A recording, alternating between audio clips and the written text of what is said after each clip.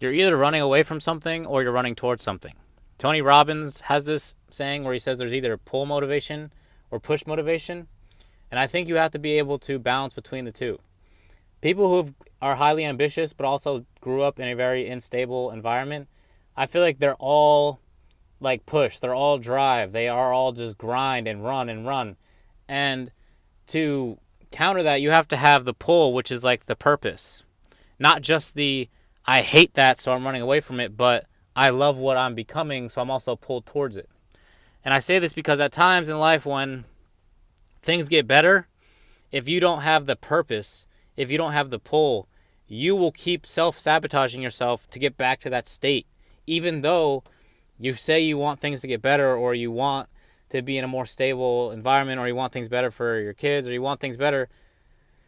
But if you have no purpose driven motivation, if you have no pull, if you're up, if it's all hate, if it's all anger, when the love comes or when the better times come, you might feel inclined to self-sabotage because it's so abnormal.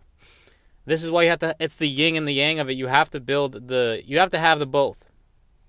You have to have the purpose and you have to have that like gritty grind anger, and to be able to balance between the two.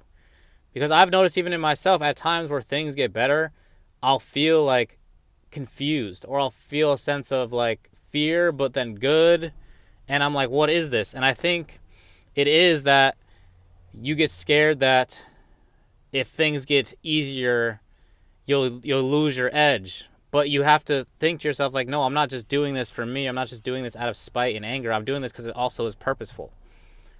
And you have to be able to balance what is purposeful to you and use that as a driver when things are better. Like most people who went through hard childhoods and became successes, they probably dealt with this. Like a lot of these like famous superstars or like a LeBron James or whoever, like go through adversity as a child and then they still have to find that motivation and drive even when they're millionaires. And you find that motivation and drive through focusing on the purpose and becoming more selfless and building things that aren't just for you.